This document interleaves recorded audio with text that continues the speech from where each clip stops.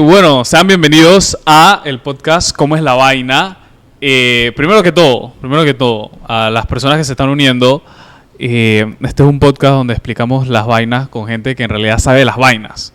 Así que si quieren conocer más y ver los próximos episodios, suscríbanse aquí en nuestro canal de YouTube. Denle like, compartan. Por favor, aquí abajito va a salir esa vaina. Ahí abajito va a salir. Hoy tenemos un tema muy interesante. Tuvimos como que casi 20 minutos hablando antes de empezar a grabar. Me encuentro con Eduardo Sandoval. Eduardo, mil gracias por acompañarme. Muchas gracias por la invitación. Eduardo es piloto comercial. Él es primer oficial. Correcto. Primer oficial. Okay, vamos a estar hablando de qué es eso más adelante. Y bueno, trabaja en Copa, la aerolínea de bandera panameña. Así que bueno, vamos a ver cómo es la vaina. Porque en realidad es un tema muy interesante. Hoy también, como ven, estamos en nuevo spot. Hoy estrenamos casa. Estamos desde el Faro del Casco Antiguo, donde la vida es más sabrosa. En el Faro. Así que mil gracias a la gente del Faro por abrirnos las puertas. Así que desde hoy vamos a estar aquí. A ver, Eduardo, vamos a empezar de una vez, porque tengo muchísimas preguntas. O sea, vamos del inicio. ¿Cómo se llega a ser piloto aquí en Panamá? Y, o sea, ¿dónde se estudia y todo eso? Así, ¿dónde lo estudiaste? Ok, yo lo estudié hace ya más de 10 años, en el 2006. Una escuela de aviación, se llamaba Aviation Training Center, estaba en Albrook. Y muy sencillo, la carrera requiere de solo tu diploma de secundaria. Aquí en Panamá dura cerca de 2 años. Y bueno, actualmente la escuela donde yo estudié ya está, bueno, ya no existe, está cerrada, pero existen otras 3 escuelas de las que tengo conocimiento: McFly, helicópteros personales, y bueno, la escuela de Copa, que es Alas.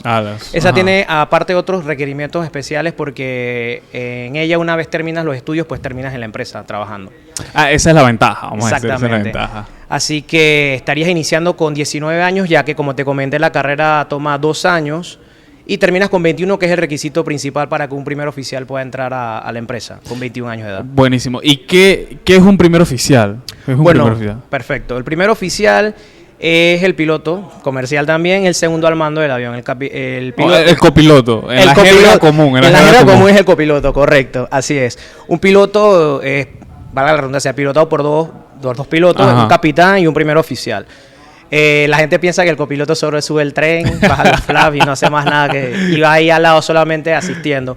Él también tiene esta capacidad, igual que el capitán, para tomar control del avión en cualquier ocasión, e incluso en la práctica común, normalmente, por decirte, en un vuelo donde vas y regresas, capitán puede o volar las 2 piernas, o sea, los 2 vuelos, o le cede uno al copiloto. Le puede decir: hey, yo voy a volar hacia X destino y tú lo regresas a Panamá. ¿Cómo? ¿Tú vas de ida y tú...? Y tú vas de vuelta. Y se invierten los papeles, por decirlo así, a la hora del trabajo. Pero al final la responsabilidad es del capitán. Siempre recae del capitán. ¿Y hay alguna diferencia de edad al ser primer oficial y al ser capitán?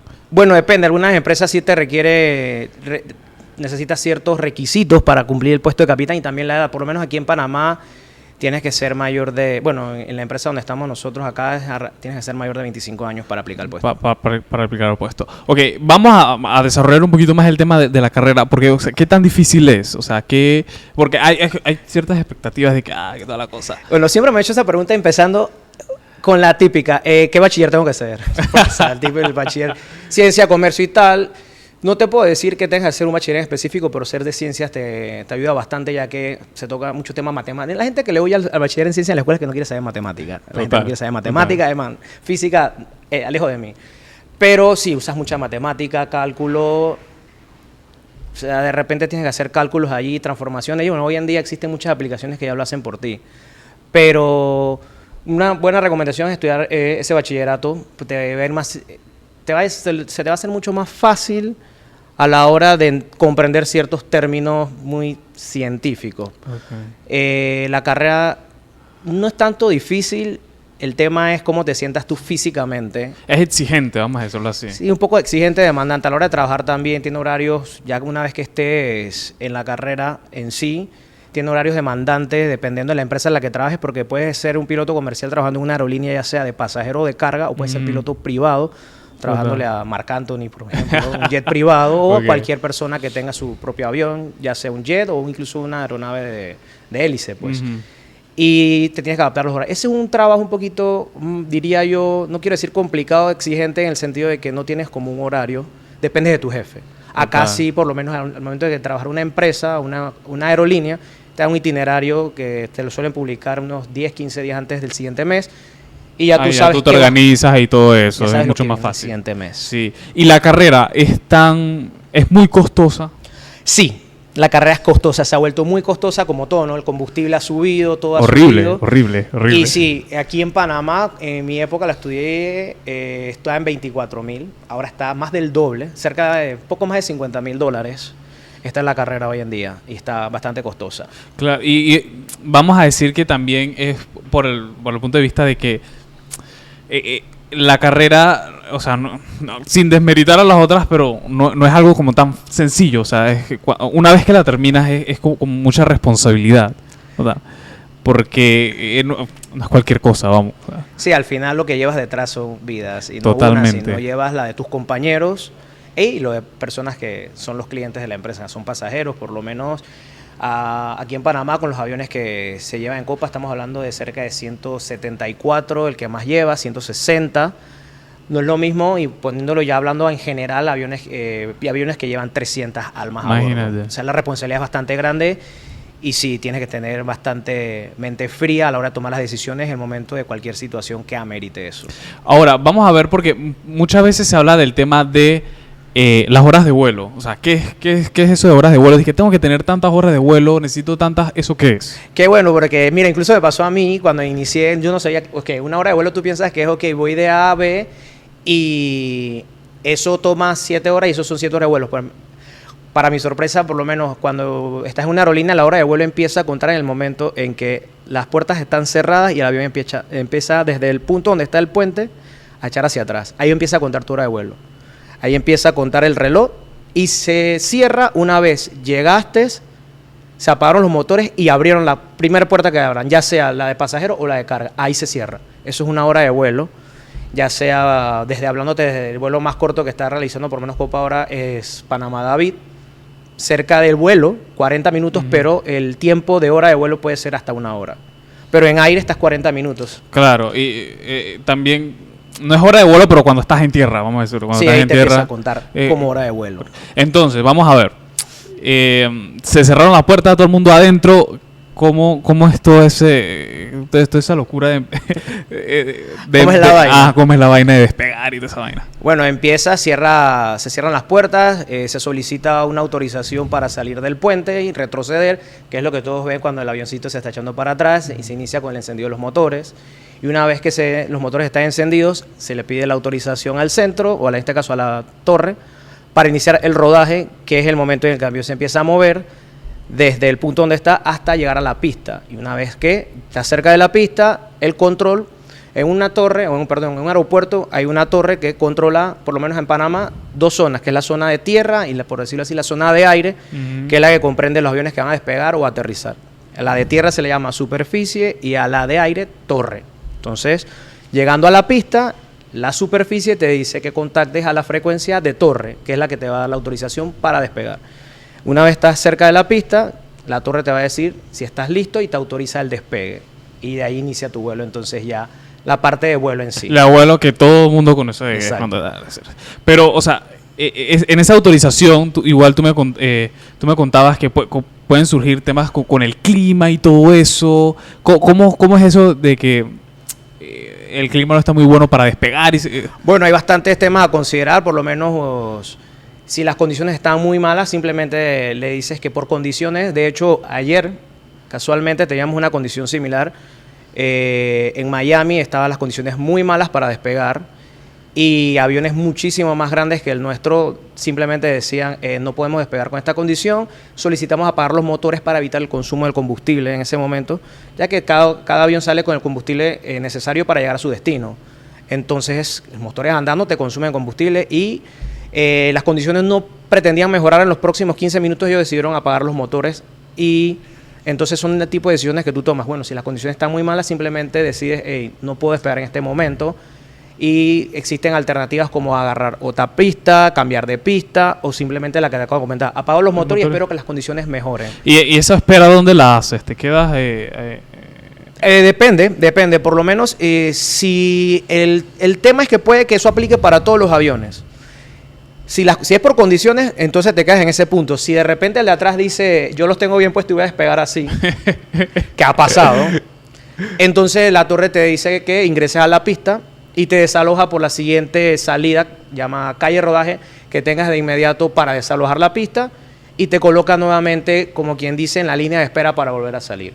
En aeropuertos mucho más grandes tienen spots específicos para eso. Te sacan y te dicen, vaya al holding spot tal. Como una sala de espera. Como una sala de espera. Una sala de espera. Allí, ya sea por lo que te comento, por meteorología, hay muchas razones por las cuales te puedan poner, pero meteorología, incluso las aves, hay muchísimas pájaros, te pueden decir, hey, en verdad, empiezan a tomar acciones correctivas aquí en Panamá, empiezan a tirar como unos cohetes para espantarlos y cosas así.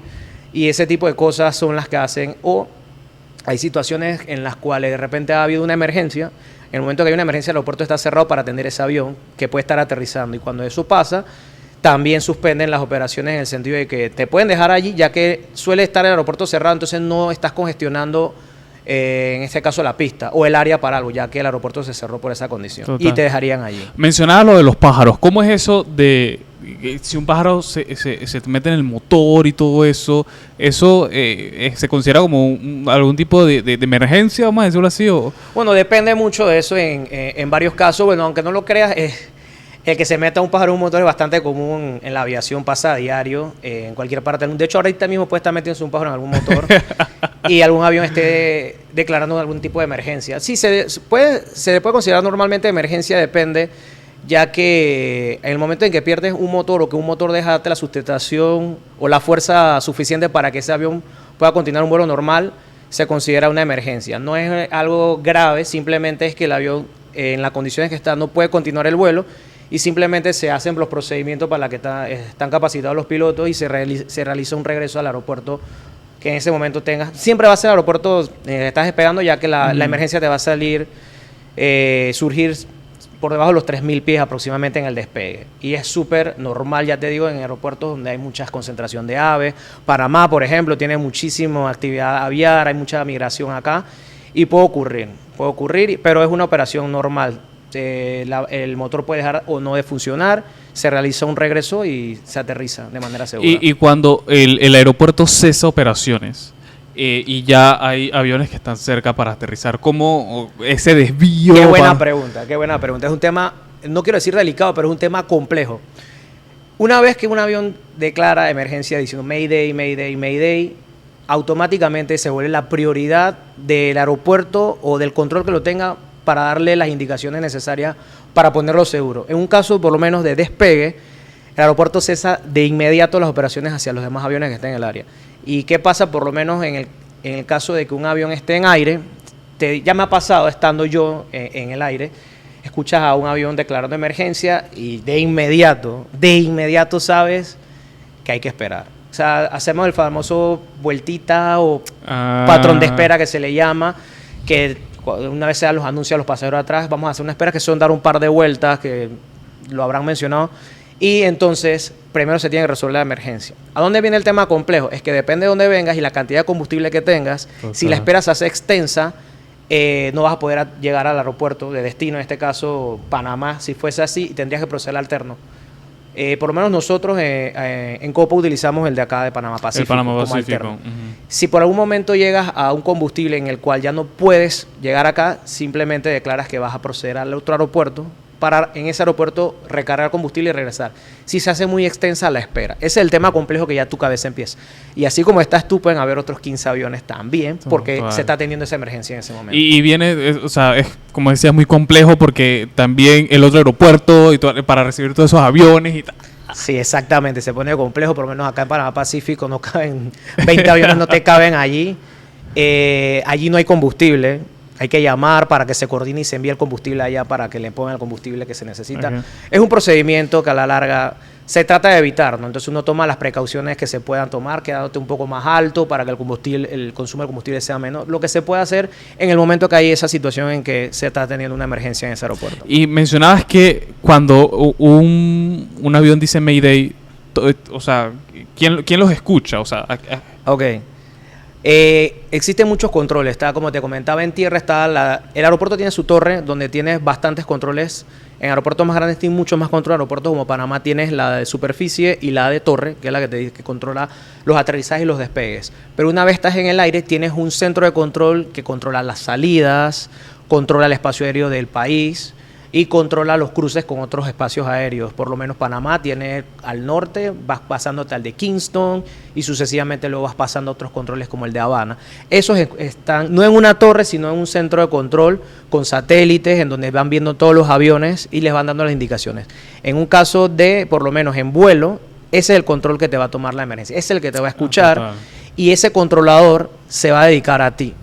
A él lo van a sacar, en el momento que él recibe ese control, lo van a sacar del resto y ese es el que va a estar dándole el control a ese avión. Luego ese es un protocolo, cosa que he visto a esa persona o ese controlador que está teniendo la emergencia, es el encargado de poner ese avión, por decirlo así, a salvo en tierra, ¿no? Él tiene el control y cuando uno utiliza la palabra Mayday, Mayday, Mayday, es para que los otros aviones que están en frecuencia simplemente se queden callados y entender que ese otro tiene la prioridad de hablar y pedir todo lo que quiera. Y uno entiende ya esa parte.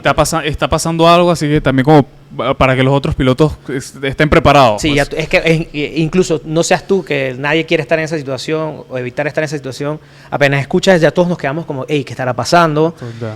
Y depende del caso. En caso de una salida, saliendo de Panamá a otro destino, no es que no le paras como quien dice, paras bola, porque al final no te está directamente afectando a ti, tú vas saliendo. En el momento del regreso sí, porque vas viendo y qué le habrá pasado, dónde está, porque si está un poco lejos tú puedes entrar antes que él. Si no, la otra persona, tú tienes que hacerte, por decirlo así, a un lado. A un lado. Pero la cortesía es quedarte callado, hasta que ese que está declarando la emergencia diga todo lo que está pasando.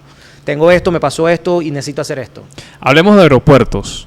El aeropuerto de Panamá es un aeropuerto relativamente fácil para despegar y para aterrizar, porque también mencionabas que hay otros en América que son bastante jodidos, para Sí, decirlo la así. verdad que sí. Pero Bien, empecemos con el de Tocumen. Mira, el aeropuerto de Tocumen, para mí siento que, así como dicen de Panamá, que es el corazón del mundo, tenemos una posición muy privilegiada acá. Este aeropuerto para, ¿cómo te puedo explicar el término? Cerrarse. Un aeropuerto cuando está cerrado, hablando en temas meteorológicos, es que está cayendo un palo de agua horrible pero el aeropuerto de Panamá, yo creo que en el año no llega ni a estar cerrado 24 horas, acumulando, hablándote de Todo. hoy por si Uh-huh. que hagas una acumulación, yo creo que no pasa de 24 horas cerrado. No te puedo decir lo mismo de repente de San José, que está aquí al lado, o Bogotá, que son aeropuertos que por su altura o por la orografía donde están ubicados suelen estar cerrados. Un día X te vas a encontrar una sorpresa, ya sea en San José o en Bogotá, ¿no? Por poner los que están al lado. Pero Panamá tiene una posición privilegiada, ya te digo, en cuanto no es complicado, no es de terreno, tiene Cerro Azul, pero no es algo como peligroso, por decírtelo así. Y una de las grandes ventajas es que este aeropuerto, para que se cierre por condiciones meteorológicas, casi no pasa. Entonces, casi siempre se completan los vuelos entrando a Panamá. Entrando a Panamá. No te puedo decir lo mismo de aeropuertos como México o Quito. Aeropuertos que por altura son complicados, complejos. Bueno, y también afectan los controladores en algunas ocasiones, por lo menos en México son un poco complicados. Pero sí, y ese tipo de operación conlleva un entrenamiento especial para entrar en ellos y tal. Y requiere cierta experiencia también en el avión que esté volando. Eso también depende de la compañía, pero son aeropuertos, por lo menos en Copa, considerados como aeropuertos especiales.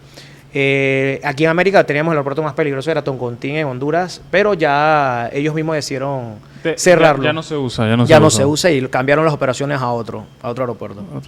¿Y porque mencionabas también el tema de las otras aerolíneas, que igual depende de la aerolínea, ¿qué tan diferente es ser piloto de una aerolínea u otra? O sea, bueno, es como los trabajos, ¿no? Cada quien tiene sus propias reglas, tienen sus propios lineamientos, su librito. O sea, al final la aviación está regida por la OASI, una organización encargada de regirla. Esa tiene entonces luego es como hablar de, aquí por decirte, las leyes de la Constitución. La Constitución es lo que más manda y luego así vienen leyes, luego vienen decretos y tal. Bueno, igual con las aerolíneas tienes las reglas máximas, pero cada aerolínea se puede volver más restrictiva para mejorar la seguridad. Claro. En caso tal, más que todo es para mejorar. Por lo menos Copa es una de las aerolíneas más seguras del mundo. Y ellos lo que buscan es siempre mantener el perk de la seguridad. De la seguridad. Y entre más seguro te puedas volver, pues hacen el entrenamiento y preparan todo en base de hacer un vuelo seguro. Entonces, te vas cubriendo, como quien dice, en salud, siendo más restrictivo que otras aerolíneas. Por decirlo, de repente hay otras aerolíneas que... no, cualquiera se puede ir a meter en X aeropuerto, no me interesa el tipo de entrenamiento. Voy a ponerte un tema como por lo menos lo del MAX. Habían aerolíneas que te exigían simplemente hacerte como ver un video del MAX, tal... Y otras aerolíneas decían, no, yo quiero que mis pilotos vayan a un simulador, a 4 sesiones de simulador a prepararse conociendo la diferencia de un 737-800 a un MAX. Luego quiero que se vayan con un instructor en un vuelo para que lo certifiquen. O sea, van creando un entrenamiento y ya te digo, otras aerolíneas simplemente te mandan a ver un video de diferencia entre uno y otro. ¿Y qué tanto, o sea, en qué tanto tiempo hacen ese entrenamiento? Es decir, o sea, yo me certifico en este tipo de avión y ya no tengo que hacer más nada. O hay como una actualización, vamos a decirlo así. Cuando hablamos de este caso en específico. Ajá, cuando hablamos de este caso en específico. Bueno, normalmente como una diferenciación, porque al final es el mismo avión, simplemente que tiene unas diferencias del entrenamiento o, por decirlo así, la preparación o capacitación no es tan larga. Puede tomarte una semana. Entre que vas leyendo las diferencias, vas al simulador, te pueden poner 3 o 4 sesiones los 3 días o 4 días, o te ponen un día libre, luego 2 días. Te puede tomar una semana, 15 días, no es muy extenso. No es lo mismo que hablar de un entrenamiento inicial cuando vas a empezar a trabajar en una aerolínea, ya eso es otra cosa. Pero suelen ser cortos. Pero ya te digo, había aerolíneas que simplemente te daban un video y con decir que habías visto el video, estabas check y al día siguiente te ponían el avión. Te subías al MAX, por decirlo así. Qué locura. Porque al final, con todas las cosas que pasaron con el MAX, o sea, también era como... es irónico, vamos a decirlo así, de mi parte, que te pongan solamente un video. O sea, porque... Sí, es como que tú puedes... Voy a ponértelo sencillo como un auto. Agarras un auto que toda tu vida has manejado y pones tu llave y de repente te ponen el auto en el que se enciende con el botón y presionando el freno y ya no tienes la palanca, sino que giras una rueda. Si tú no sabes y te sientas, vas a agarrar 10 minutos en... este es con botón. ¿Dónde está la tapa del combustible? ¿Cómo lo abro? O sea, a que te digan a ti y te preparen antes de, oye, mira, la tapa del combustible sale aquí. Cuando llegas al auto dices, ya tú sabes dónde está eso. Y es irónico, como dice, que te den un video y te sueltan. Y súbete. Qué locura. En ese tema de los aviones también, estamos acostumbrados a ver la cabina del piloto. Ajá. Y ese poco de comandos que están ahí. Y botoncitos. Y botoncitos. ¿Qué tanto se usa eso? Bueno, se usa todo. Todos, pero o sea, literalmente cuando vas a volar... O sea, tienes que tocar todos o hay algunas cosas que ya están set, vamos a decir, por default, ¿no? Depende del avión. Por lo menos yo volé el Embraer, también aparte del Boeing volé el Embraer. Ese avión estaba mucho más automatizado que el Boeing. Y ahí había cosas, como dice usted, eran preset. Prácticamente solamente era a la hora de iniciar, mover un par de perillas y casi no las tocabas. El avión era muy automatizado. Entraban cosas sin que tú tuvieras que hacer nada. Pero... lo único que tendrías que decirlo así era como chequear que eso estuviese en su lugar, pues. A diferencia del Boeing que sí tienes que hacer prácticamente todo manual. Prácticamente tocas todo. No hay nada preset, por decirlo así. Hay cosas que deben estar en esa posición y si no están debes colocarlas antes de iniciar. Pero al momento de que arrancas, lo mueves, tocas casi todo. Lo único que te puedo decir yo que no tocas... y en un día normal es los del antihielo porque aquí no nieva.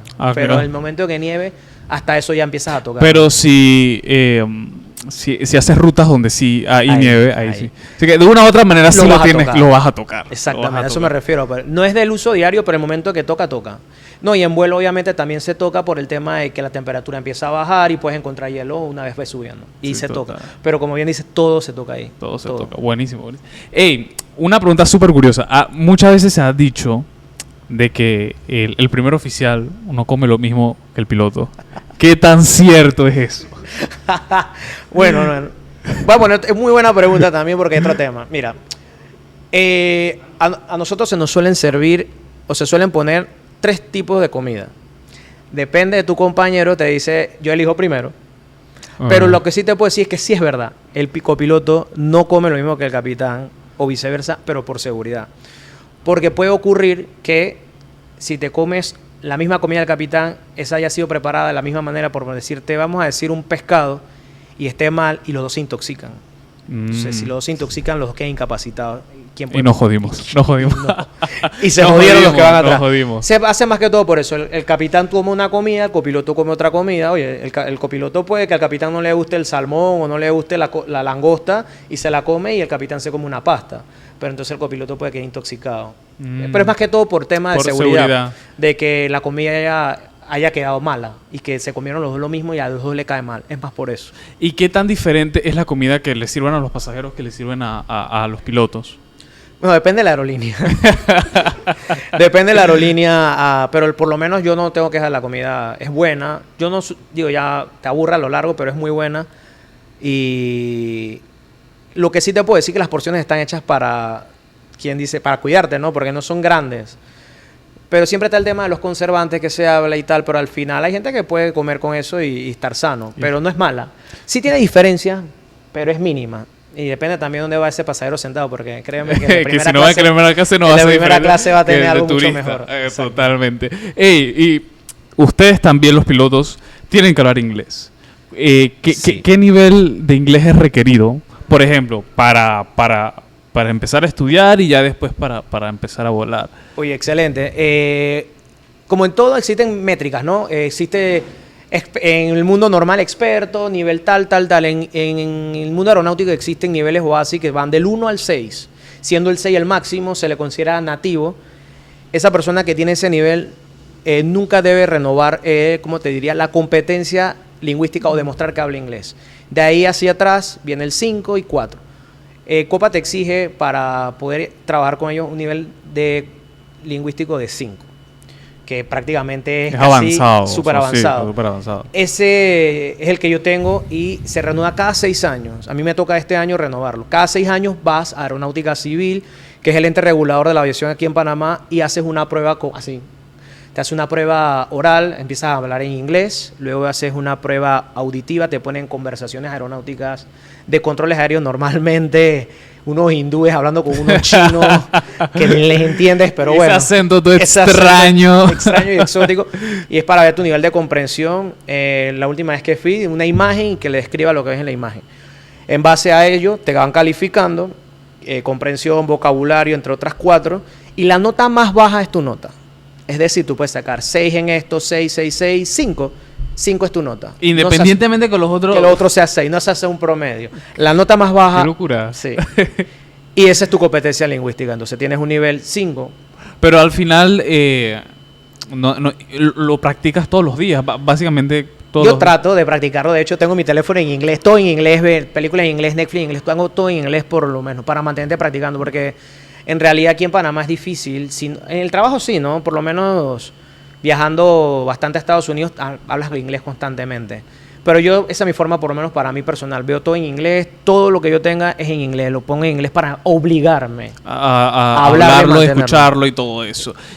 Pero ustedes también cuando hablan, cuando se dirigen a los tripulantes, la voz suena un poquito extraña. Suena como un poquito a robot. O sea, eso es un meme. Eso es un meme. No, realmente no pasa así. Pero eso puede ocurrir por la radio. Pero tú hablas cuando te refieres a cuando estás hablándole por la radio para dar la bienvenida. Ajá. No, también puede ser la radio, pero no, eso no es así. Eso no es así, no. Realmente no. Es más, voy a tener que pedir que me graben un día para ver cómo se escucha eso. Pero no. Bueno, hay gente que de repente, bueno, eso es más en los gringos, que de repente escucha. Sí. Pero es un meme, no realmente es así. Hey, Eduardo, vamos a hablar un poquito también. Hemos hablado de la carrera, de todo el proceso, etcétera, etcétera. Pero también en el mundo de la aviación pasan muchos incidentes y accidentes. El último que estábamos viendo era el del DHL. Correcto. Que creo que fue en Costa Rica. Así es. Que la cosa se partió. Sí. ¿Cuál fue esta explicación a eso? ¿Cómo pudo haberse llegado a ese? Ok. Yo primero de todo mi respeto a los pilotos porque en una emergencia y la adrenalina está al Totalmente, 1000%. totalmente. Por lo que se puede apreciar, hay unos audios que se rondan por ahí, en el momento que declaran la emergencia, ellos tienen una falla hidráulica, la cual conlleva que el perder ese sistema prácticamente es como que te mocharan, por decirlo así, un lado de tu cuerpo, porque realmente hay sistemas que operan un lado independientemente del lado izquierdo o derecho del avión. Aparentemente, lo que yo creo que sucede es que en el momento de tierra, como te digo, cuando hay una de esas fallas en el frenado y tal, hay unos frenos que funcionan más que el otro. Puede que el freno de un lado, bueno, obviamente está pasando eso, el freno del lado donde el avión se va, no está funcionando Adecuadamente. de manera adecuada Ujú. y por eso conlleva que el avión se salga de la pista y se parte por el tema de que eso está en una pendiente, porque al final si te sales a nivel no se hubiese partido, pero es que creo que tiene una pendiente ahí al lado donde Y se bajó sale, y todo eso. bajó y todo y se parte. Es lo que te puedo decir que haya sucedido, más que todo, que es el lado del cual estuvo la falla, lo terminó llevando hacia ese lado de la pista. Y ese es lo que nos mencionabas antes de la topografía del aeropuerto. Del aeropuerto. Claro, Exactamente. totalmente. Pero esas son cosas que no son muy comunes tampoco. No suelen pasar. Hay aeropuertos que tienen, mira, aeropuertos muy peligrosos, como por lo menos en Pereira, que al final de la pista tienes un despeñadero. ¡Y qué locura! Sí. Que lo que comentábamos acá con respecto a el tema de cuando frena, si la pista tiene lo suficiente, si un avión decide abortar el despegue, lo suficiente para frenar, si se toma en cuenta por ese tipo de detalles que si el avión no te frena, te vas a un despeñadero. No es lo mismo en otro aeropuerto que simplemente te sales de la pista al final. Ahí te puedes terminar un despeñadero. Y sí, la topografía influye. No hay mucha alternativa, vamos a decir, en Pereira. No, ahí hay que irse al aire. Si tienes una situación que amerite, mejor es irte al aire y resolver. Y resolver ya después. Y ya después, y ver que hay otros detalles ahí, sí, la condición que tienes te permite regresar a Pereira. Que puede que no, porque la pista es corta, angosta, y te tengas que ir a otro aeropuerto cercano a aterrizar, porque ese no es el más apropiado para la condición que estás teniendo en ese momento. Y ahí es donde ven igual lo del principio, que ya uno se comunicaba con el otro aeropuerto para todo ese tema. Exacto, él le va avisando, hey, tengo un avión así, con esta condición, va para allá, y se van mandando a los otros centros. La comunicación y todo eso. Exactamente. Todo eso. Qué locura. Bueno, básicamente, con todo este tema del aeropuerto y la aviación, no podía dejar por fuera el tema de la pandemia. O sea, cuando vimos todos esos aviones en tierra, o sea, literalmente. ¿Cómo fue esa experiencia a ti como piloto? Y también vemos que ahora ya están empezando a volar, están aumentando las frecuencias y todo eso. ¿Cómo fue la experiencia de la pandemia? El no poder volar o volar limitadamente, porque también está el tema de los vuelos humanitarios y todo eso. ¿Cómo? Bueno, fue un tema bastante crítico, la verdad. Yo por lo menos que en ese momento no podía ni aportar como para un vuelo humanitario, ya que nuestros aviones no los estaban utilizando. Y en ese momento yo volaba el Embraer. Y la verdad es impactante, porque no solamente ves tú los aviones, por lo menos las fotos que ve el aeropuerto de Tocumen, todos esos aviones estacionados en las calles de rodaje que por ahí pasaban todos los días, o bueno, gracias a Dios hoy en día, tantos aviones moviéndose, y verlos que eso se usaba para tenerlos estacionados allí, en el mundo, aviones estacionados en desiertos, en aeropuertos cerrando calles de rodaje. Todavía hoy en día hay algunos sitios en que los tienen de esa manera. Fue impactante, la verdad, y el mundo de la aviación se vio, la verdad, bastante frenado, deteriorado. El impacto fue grande, no se sabía el tema, cómo iba a ser la recuperación, la gente estaba asustada para viajar, digo, muchas cosas, ¿no? Económicamente se ve afectado el mundo entero, ya que viajar conlleva gasto de dinero, y si no tienes ese recurso para viajar, no viajas. Y diría que los que tuvieron la experiencia de repente de realizar esos vuelos humanitarios, te puedo decir que puede ser una experiencia entre temor, felicidad, agonía, porque si no me equivoco vi fotografías de compañeros que prácticamente iban envueltos en batas y todo para traer a esas personas. Como si fueran personal sanitario y correcto, todo eso. Sí, personal sanitario, porque digo, estaba la pandemia en su apogeo. Y el tema era repatriar a esas personas que habían quedado varadas en varios países en donde se permitía esos vuelos humanitarios. Y digo, al final te conviertes como un pequeño héroe sacando a esas personas donde estaban encerradas por meses. Habían personas que estuvieron encerradas 2-3 meses en ese país porque cerraron fronteras y no había manera de sacarlas. la verdad que es un momento en la historia que ojalá no se repita más nunca, porque diría que la aviación ha tenido muchos momentos negros y ese ha sido para mí uno de los más grandes, porque se frenó. Sí, porque no era algo regional, o sea, era algo a nivel mundial.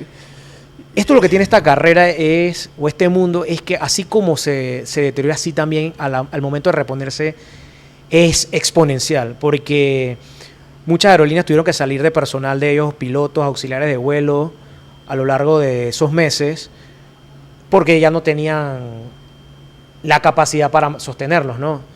Y hoy en día se cambia todo porque el escenario ahora ha aumentado, la gente empezó a viajar y ahora se necesita ese personal nuevamente de regreso. O sea, vas a ver, por lo menos en el caso que está metido en el mundo B, es gente pidiendo, incluso los Estados Unidos date green cards para que vayas a trabajar allá de piloto. Locura.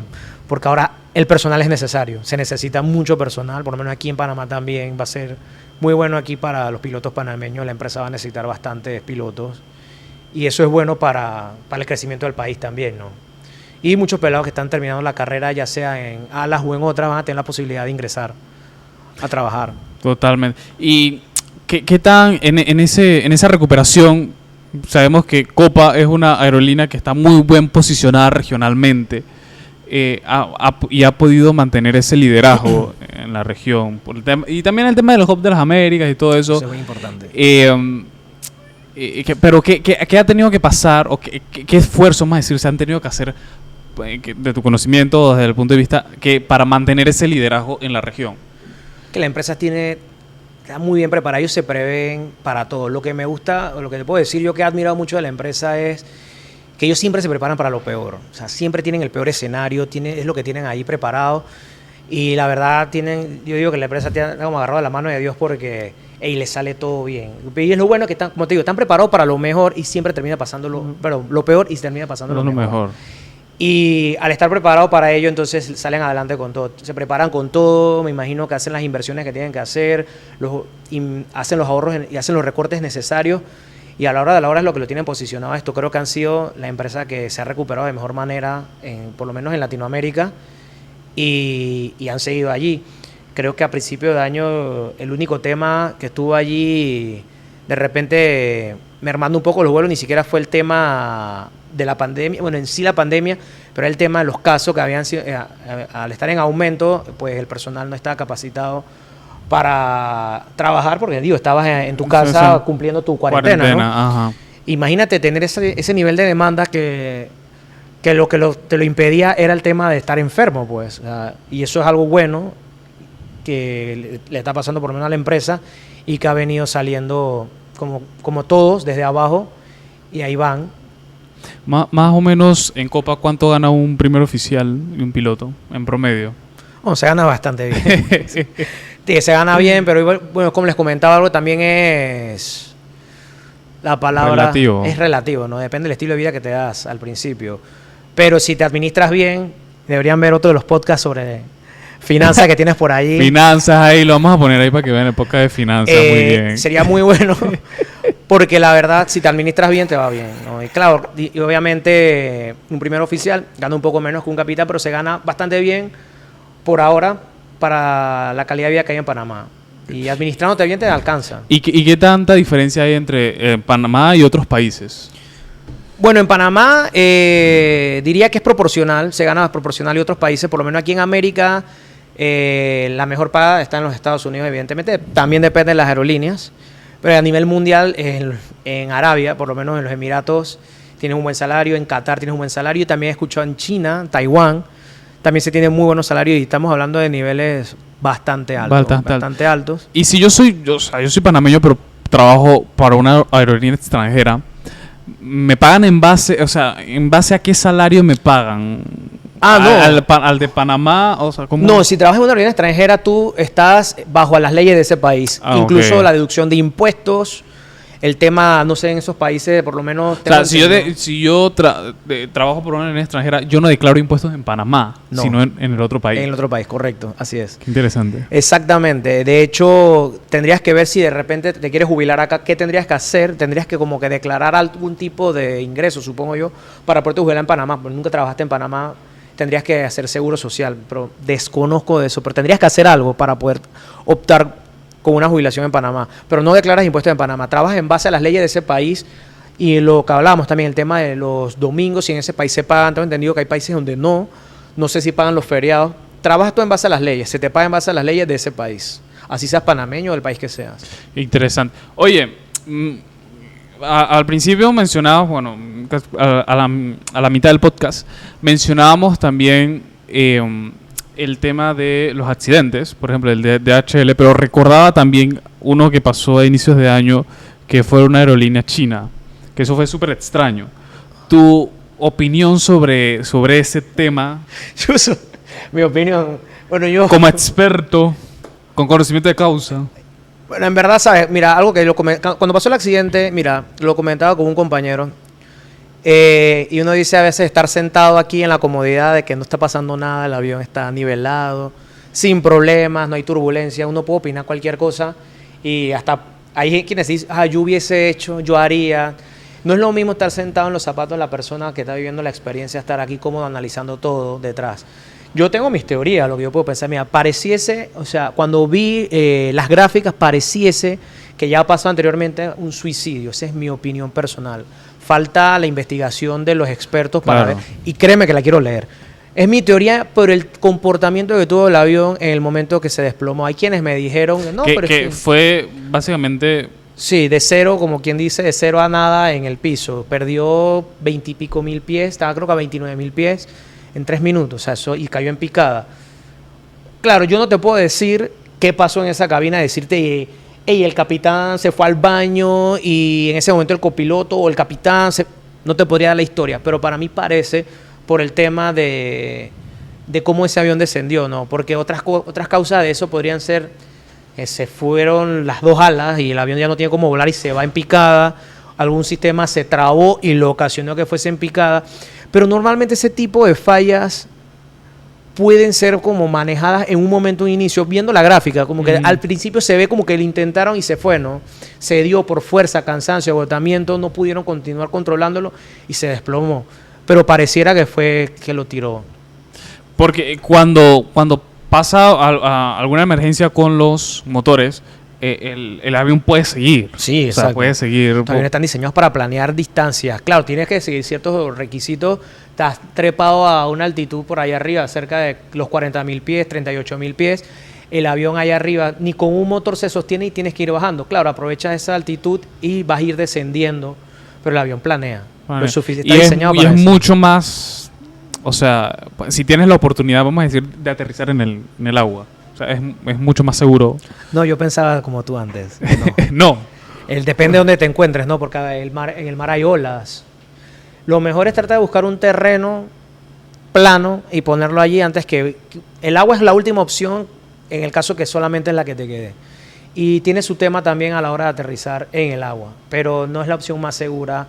Si tienes que elegir entre mar y tierra, elige tierra. Tierra y que esté plana. Y que esté plano. Trata de buscar lo más plano que se pueda. puede. Si hay una autopista de 8 carriles, mejor. Sí. Pero sí, es lo mejor. Ey, podrían... O sea, ¿cómo es la configuración de los aviones en el aire? O sea, ¿se podrían chocar, vamos a decir? Ok.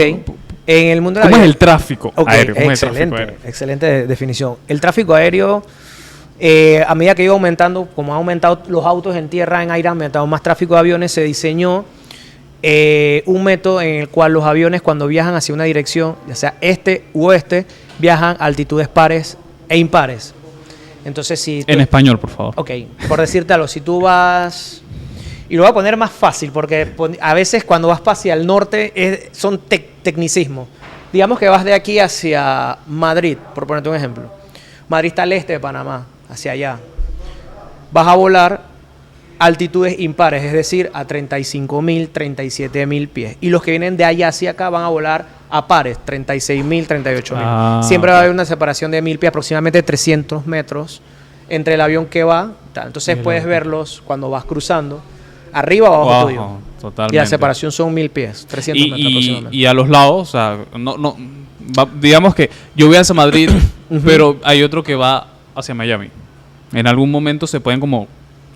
también ves esos cruces. Ajá. Esos cruces igual, ya te digo, el tema es, muy técnico estaríamos hablando, ¿sabes? Un círculo tiene 360 grados.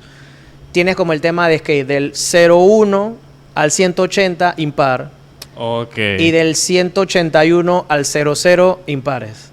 Y estas son, No, al revés. son como configuraciones que están globalmente, o sea. Están globalmente, pero por lo menos me da cuenta que en Estados Unidos, bueno, ciertos lugares toman como, ¿cómo te puedo decir? Unos derechos, pero lo conversas como con la otra entidad o espacio aéreo y dices que, mira, por tipo de tráfico nos conviene mejor que cuando vengan por esta carretera, por decirlo así, porque en el aire también hay carreteras, se llaman aerovías. Si nos vamos por esta aerovía, ¿qué te parece si en lugar de mantener la regla de los impares, mejor que vengan a pares, pues, porque nos conviene mejor? Y hacen eso de arreglo entre ellos, pues. Y ahí se rompe un poco eso del impar para el este y par para el oeste. Ok, y muy interesante. Y no ha habido, no sé, no ha habido ningún accidente en que se choquen dos aviones. Sí. De hecho, hubo uno muy famoso que fue la aerolínea Gol, brasileña. Brasileña, Ajá, ajá. con un Embraer privado, un Legacy. Si no recuerdo, hubo un problema ahí con el control aéreo, como que no entendían las altitudes y los pusieron a la misma altitud. Y el Embraer sí logró aterrizar, pero el winglet, o sea, la cosita que está levantada en la punta del ala, le cortó parte del ala al Gol, un 737, si no me equivoco. Y eso fue un accidente ahí causado con los aviones que se chocaron, por decirlo así, en el aire. Okay. Y hubo un problema ahí fue de que se rozaron, pero ese fue fatal, ese roce. Sí, la verdad fue se fue fatal. Y bueno, se perdieron las vidas de la gente del Gol. El Legacy logró tierra y hay fotografía de cómo quedó ahí. Y sí, el winglet de ese avión fue el que le cortó el del Gol. ¿Qué es lo más extraño que has visto volando en el cielo? No he visto ovnis, si esa es la pregunta. Todavía no. Te estaba preparando para esa pregunta, pero... No me imagino. No. La estación espacial que pasa como una estrella que se mueve. ¿En Sí. Qué interesante. Muchas estrellas fugaces. A cada rato, o sea, miras y una... Pero digo, eso no es algo extraño, pero así... Extraño, bizarro, no he visto todavía. No. Estamos esperando. Gracias. ¿Por qué? Y venimos ahora a un tema muy... de mucho debate en el país, del tema de la equidad de género. O sea, ¿por qué no hay tantas mujeres en la aviación? Es como en todo. Por el tema del sexo débil, de que no es suficiente. Tengo muchas amigas, compañeras que la pasaron mal, incluso en su entrenamiento, por muchos instructores machistas, porque eres mujer, creen que te pueden como denigrar y entonces las trataban mal, bajaban de los aviones. Estoy hablando cuando estás en entrenamiento, que tienes encima 10, 15, 20 horas de vuelo, estás empezando a entender la carrera y empiezan con la grita, no es que digo que tienes que tratar a una mujer distinta a un hombre, porque al final eso también es machismo. Claro. Al final están capacitadas igual que un hombre para realizar el trabajo. Si no es la forma en la que te la gritas, como que que tú no estás hecha para esto, y las pelas bajaban tristes, llorando, y algunas pensando en dejar la carrera y simplemente dicen que, pero tenías que hablar con la persona y que, pero tú le hablas así, ¿sabes? O simplemente tienen la capacidad de cambiar de instructor, pues si este tipo es un machista, vete con otro. Pero es como en todos, pues denigras a la mujer por el sexo débil, pues no, son igual que un hombre no capacitado. Totalmente. Y yo que tengo... muchas veces el sexo débil a veces somos nosotros. Exacto. Si a mí me da miedo la cucaracha. Y que necesito que alguien vaya con una chancleta a matarla. Ahí estoy débil. Mira, yo he tenido el placer de volar con muchas capitanas, mujeres súper profesionales y vuelan igual que un hombre. Vuelan igual, o sea, si están ahí, que están capacitadas, ¿no? Totalmente. Y es muy bonito ver cuando es una tripulación llena de mujeres, una copiloto, una capitana y todas las tripulaciones de mujeres, y pasa. Y vuelan igual que un hombre. Porque al final es un trabajo que están capacitadas igual. Totalmente, están capacitadas y vamos a decir que... o sea, no están ahí porque alguien se los regaló. Ellos se los ganaron. Exactamente. Igual que todos los demás. Porque para volar tienes que tener licencias. Totalmente. Y esa licencia no te la regaló la autoridad así por así. ¿Y quién da las licencias aquí en Panamá? La autoridad aeronáutica civil. Aeronáutica civil. Te da la licencia. Y si trabajo en una aerolínea extranjera, me la da la de ese país. La de ese país. La de ese país. La única licencia que es convalidada en todos los países es la licencia de piloto privado, que es la primera que te dan. Esa automáticamente es como... Bueno, tengo entendido que hay licencias de conducir que vas a otro país y haces como un trueque, por decirlo así. Sí. Bueno, la de piloto privado, esa es, tú vas a Estados Unidos, vas a los Emiratos, esa te la convalida. Y con ella, de ahí arrancas a hacer los trámites para sacarla de ese país con sus leyes. Tienes que hacer los exámenes en ese país, todo lo de ese país para sacar todas las licencias que te acrediten para que puedas volar en ese país. Ya sea, normalmente son con validaciones que haces en el país. Prácticamente tus horas que ya tienes valen. Simplemente tienes que hacer la prueba en ese país con la autoridad regente de ese país.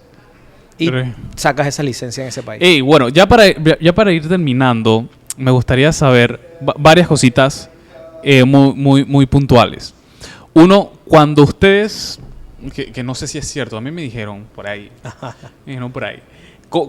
¿cómo es la vaina cuando ustedes tienen que virar? O sea, porque, por ejemplo, yo he venido de Colombia y tienes que dar la vuelta y el avión como que se gira literalmente a un lado. ¿Cómo hacen eso? ¿Cómo hacen eso? O sea, no, eso es un giro que el avión gira normal. Normal así, o sea. Sí, volteas, ¿no? Pero claro, depende, ¿no? En ese momento lo hace el piloto automático. Se escucha. Eso lo hace el piloto automático. Pero no lo puedes hacer tú, ¿no? Pero en ese momento, en aproximación, el piloto automático lo hace. ¿Y qué tanto usan piloto automático? Casi todo el vuelo. No vas a estar de repente en vuelo de 7 horas volando. Bueno, me ha tocado, de hecho, un día fui a Bogotá, el piloto automático no estaba funcionando y vuelas manual. Pero obviamente, igual, aunque esté casi siempre el piloto automático, estar pendiente de que todas las cosas. Ok, te explico. El tema del piloto automático es bajar lo que le llamamos carga de trabajo. O sea, es durante un día bonito, soleado, tú solito, tú puedes volar. De hecho, yo lo hago bastante para no perder, como le llamamos nosotros, el feeling de sentir el avión. A mí me gusta por lo menos hasta los 10.000 pies volar manual. 5.000, a veces hasta los 10.000 pies, 8.000 pies, conecto el piloto automático. Nada más lo dices antes de que voy a conectar el piloto automático a X altitud por tal. No hay problema. Claro, lo haces porque la carga te permite, la carga de trabajo te permite en ese momento, pero de repente, con una mala meteorología, que vas a empezar a esquivar, porque viene un mal tiempo, hay una nube y te vas a meter ahí, lo mejor es andar con el piloto automático porque estás más pendiente de como dices, de las otras cosas. Estás pendiente de que este tipo quiere que mantengas esta altitud porque viene un tráfico bajando y tú vas subiendo y para no encontrarte con... Y entonces es mejor tenerlo para poder prestar más atención para eso. ¿Y qué es más difícil? ¿Aterrizar o despegar? Aterrizar. ¿Por qué? Porque al final es feeling. En verdad hay que tener feeling. Usamos algo que se llama el culómetro. ¿Esa vaina qué? Literalmente. Esa sensación de que te estás cayendo y tú y que no quieres agarrar. Culómetro. Culómetro. Dudo que esté en el diccionario, pero...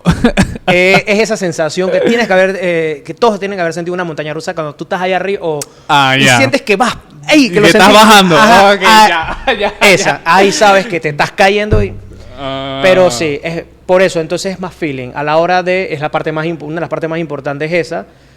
Y cuando vas cambiando, por lo menos en mi caso he cambiado avión, un avión no es igual que el otro. De hecho, el mismo 737 tiene un 700 que lo volé hace poco y es otra cosa al 800. Y sigue siendo un 737. El 800 se siente más avión, no sé, pero lo siento más como avioneta. Hasta ese es un poco distinto a aterrizarlo que el 800 o que un MAX, que es un 900, por decirlo así, un poco más largo. Tiene esos temas. Pero la pregunta, el aterrizaje es más difícil que el despegue. Y la última pregunta.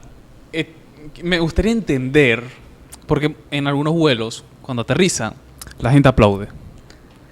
Eso es cultura. Eso se hacía mucho. O sea, vamos a decir que yo puedo entender que es un vuelo inaugural. O sea, pero hay otros vuelos que son de lo más normal y la gente aplaude. Mira, puede ser la cultura de ese país. De repente hay gente que viene y que porque aterrizaron y llegaron a tierra segura. Hay gente, lo he escuchado mucho, por lo menos en vuelos que vienen de Argentina, me han dicho mucho que pasa. O de repente puede ser un grupito que va... Es que, mira, algo bonito en acá es que tú no sabes quién estás llevando atrás. Puedes estar llevando a el viajero frecuente, como puedes estar llevando a una persona a su primer viaje, primera vez que se sube a un avión, o la primera vez que se van aparte de primera vez que se suben a un avión, puedes estar llevando a esa persona a su primer viaje a Disney. Y de repente lo llevas a un grupito de 10 personas y las 10 personas aplauden y contagias al resto y aplauden. Podría ser, ¿no? Pero normalmente era cultura de que ya aterrizaron a salvo. Pero créeme que si ese aterrizaje fue un tanganazo, no va a haber un aplauso ahí. Estoy seguro que no. Y mil gracias, Eduardo. La hemos pasado súper bien. Hemos aprendido mucho. O sea, es súper interesante. Yo creo que este podcast vamos a tener que hacer una parte 2. Sí. Porque se quedaron preguntas ahí. Pero... Bueno, si quieren una parte 2 que se suscriban. Ay, porfa, sí. Suscríbanse. Ya ustedes saben, Eduardo está en el feeling de cómo es la vaina. Así que suscríbanse al canal de YouTube. Síganos en todas nuestras redes sociales. @comoeslavaina. P. ¿Cuáles son tus redes también para que te sigan? @edu3sandoval en Instagram. Ustedes lo siguen ahí. Él siempre anda subiendo. Dice que, oye, está en Washington. Mañana está en Está otro clarito, lado. está clarito. Así que ya... Está clarito, está clarito. Es que así es la vaina. Así es la vaina. Hey, Eduardo, mil gracias. Hey, Así placer. que nos vemos en el próximo episodio de Cómo es la vaina. Recuerden compartir, seguirnos. Y estamos aquí desde el Faro del Casco Antiguo, nuestra nueva casa. Así que a la gente del Faro, mil gracias. Nos vemos en la próxima. Chao.